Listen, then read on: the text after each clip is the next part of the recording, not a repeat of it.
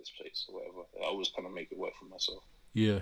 So fast forward, you end up, signing at the new franchise here in the UK for the London City Royals. Yeah. So firstly, how did that move come about for, people who might not know? Well, it came at a time when I just won the championship in Spain, and I had a deal for the following year, but I was hurt, and they ended up cutting me. Unceremoniously, even though they promised me that everything would be fine, even if I was hurt, because I got hurt during the season. They were like, "You can have surgery now, you can have surgery later, but if you have it later, it will really help us out because we think we're gonna win it with you." So and they was like, "Don't worry about your deal, like everything's set for the next year." So I put trust in them. It was just another time again learning about the game and everything, just putting trust in other people and doing stuff for other people rather than focusing on myself. So I was just at a time when I was like, you know what, I ain't jumping through these hoops for these people no more. I'm gonna do what I want to do, and then you know, luckily this situation came by, and from how I've always conducted myself, business wise and as an individual, the team came to me as one of the first people that they wanted involved, and they wanted to build around me, and it just seemed like a good opportunity for me to you know do something for myself, have a chance to play at home, and have a chance to start to do certain things that I can't do whilst I'm overseas, like get a mortgage, start my company, just kind of start putting pieces into play for life after basketball eventually, Yeah. because quite often a lot of guys don't think about that. So with me being home and being in London, it would let me, and part of my deal was that these people were going to help me put a lot of this stuff together. Right. Yeah, so all these opportunities, it just seemed too good to be true. I mean, too good to turn down. So I guess it did become too good to be true. And then, Yeah. but that's another story for another day. Yeah. Um. So what were your, in terms of, like, I guess from a playing standpoint, what was your, thoughts on playing in the BBL and your expectations of the league? I mean, I'm a fan of the BBL. I've always been a fan of the BBL. Like every year I come home, I go to the playoff final. As a big supporter of anyone really, anyone from the UK, any team from the UK, anyone doing good from the UK. I became good friends with Peter Simmons at Leicester Riders. I go up there, I see him a couple of times a year. Joe Pinchin.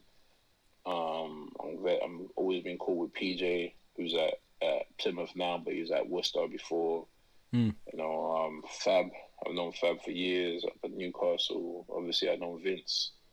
I had a good relationship with a lot of the BBL, and then guys who play in the BBL. Justin just comes to the BBL, and obviously I know Joe from growing up. All them was in the BBL at the time. It's my dog. Yeah, I've always known about the BBL, and the BBL was the first professional basketball I saw myself. So I never thought I'd be back in the BBL at the time when I went back to the BBL, but I was never closed off to the BBL either, and I've never been arrogant enough, or to think that the BBL wasn't a level where I could play, or like I was too good for the BBL. It's just, business wise, you have to make certain type of decisions for yourself, and it Yeah. wasn't a time where I needed to make that decision. But when it came time for an opportunity that made sense, Yeah. I Yeah. was more than happy to come home to the BBL. Like I feel like there's something else you learn as you get older. That all these other leagues that they build stuff, like especially nowadays. Like everyone's trying to build their things. Everyone's trying to build their companies. Everyone's trying to build something for themselves. Get their little stake of the pie.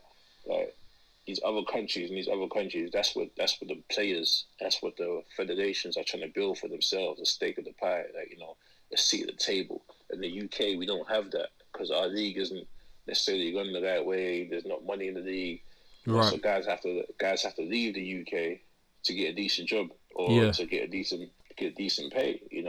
Like the BBL should be one of the best leagues in Europe simply because it's an English speaking country and there's so many guys who speak English who are premier players in these different countries. And if they had the opportunity to play in the UK, they would. But Yeah. they can't leave that money on the table since the basketball playing field is so short. Yeah. So like I said, just business wise, it made sense for me to come home, and it was a good opportunity for me to come home. So I was over the moon, man. I was over the moon. I wanted to come home and be part of, be part of change, be part of, helping things go, be part of the British basketball culture, playing from the fans at home, playing from the people at home, and just help help the next guy who was coming Yeah. from where I was coming from. So I was very excited about it. Yeah. And obviously, when I heard about the London City Royals and who they were putting to get who they were putting on the team, like it, as a fan first and foremost, it was exciting. You know what I mean? Yeah. I hated the fact that you lot were in Crystal Palace, but it was great for London Where you basketball. Where you from, Chuck? I'm from North, man. I live in Barnet, so I wanted Oh to my I days. wanted to go to more games, but I think I only ended up going to one game because Yeah, it's an hour and a half drive through central London for me to get there. Um, that's pain. You better have taken a train. yeah, probably. I think I probably should have because it was an absolute nightmare getting there, Yeah, and like obviously I went to university in Newcastle, and that was really where I got yeah, my first sort of experience of the BBL. I used to go to Eagles games all the time because they were yeah, a walking distance from where I lived. So like, I yeah, always loved doing that, and I like Lions games are they're not far, but they're not particularly near either. And yeah. obviously I knew a lot of the players on the Royals team, so I really wanted to go to more games. It's just coming home from work, then having my own games in Division 1, and then going to Crystal Palace. It was quite a It's a lot. lot. Yeah, It's a lot. It's a lot. Yeah, it's a lot.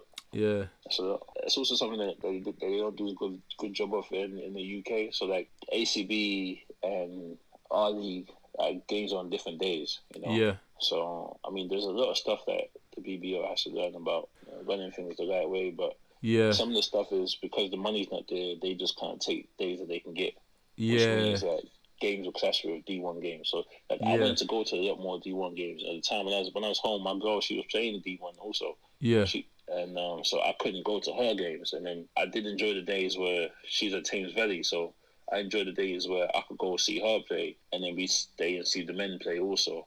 yeah, I'm a fan. I'm a fan of basketball. I want to see my guys play. Like yeah, some of my guys play for Essex. Some of my guys play for Hemel. Who else? Loughborough. I wanted to see these teams play, yeah. but obviously couldn't. Yeah, no, Unfortunately. you're right, man. And I guess the biggest issue, with the BBO is, the teams don't own their facilities, so it's hard to, Exactly. coordinate that, whereby the games don't clash. Like, my first season at in Division 1, obviously I was at Northumbria, and like we were Yeah. fortunate that we had the partnership with the Eagles, so Yeah. the Eagles, all their games were on Friday nights. Like any home game Yeah. was on a Friday unless it was like a bank holiday or something, and our Yeah. games were traditionally on Saturday evenings or Sundays. So there was a Yeah. lot of us going to their games, them coming to our games, and we were able Yeah. to And that's sort of support nice. each other like that. Yeah, But that's nice. That builds a fan base. That builds that yeah, familiarity, and yeah, it's all part of it. I mean, Newcastle honestly is one of the teams that have done it the right way, and they've really built yeah, it from the ground up. A yeah, lot yeah, of yeah, teams try to go for a quick money grab, so which is yeah. unfortunate. Yeah, and if I'm honest, like I feel like that's what the Royals did. I said as much as I wanted the Royals to succeed when I heard about it, and then when I was sort of following what they were doing during the year, I kind of thought I don't know if this is sustainable. I think you lot went to Mm, Serbia in pre-season. You were yeah, doing this, that, and the third, and it's like that's a lot of money being spent on considering you don't have an established fan base essentially in your first year. It was kind of listen, bro, listen. I can't say too much about it, but what I will say is like before I signed, man, like everything was laid out.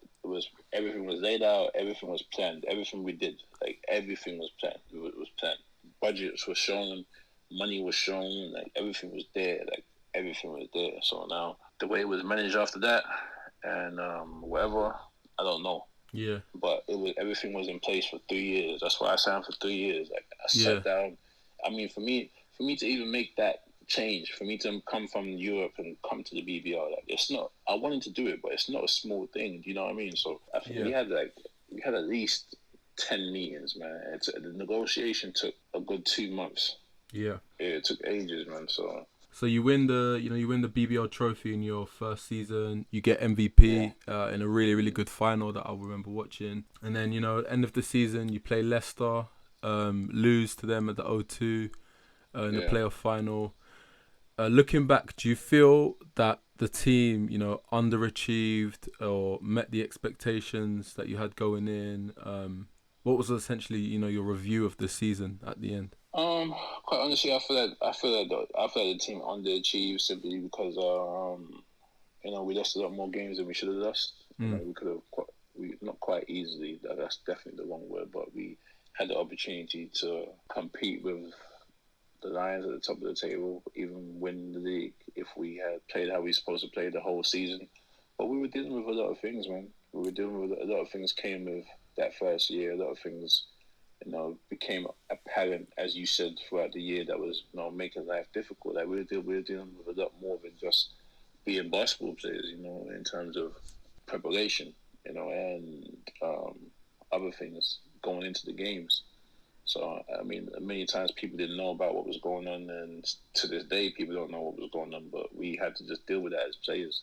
Yeah, So we kind of overcame a lot. But even so, many times we were in games. Some games we lost due to free throws. Some games we lost due to bad defending. Some games we lost to, I think Newcastle beat us in a buzzer beater, because we made a mistake at the end of one of the games. Like, all these small things, like, kept us from, like, with everything that was going on that year, we always had a chance to be in the games. Like, the only game that was really just out of our hands was Leicester at the O2 at the end, and they were just better prepared than we were at the end of the day. Like, even like that was probably the worst preparation, the worst week of preparation that we had the whole season with everything else going on too. Just even like how we had to get to the game and everything else. Like, it was such a struggle that was had by the players simply because of what was going down with management at the top.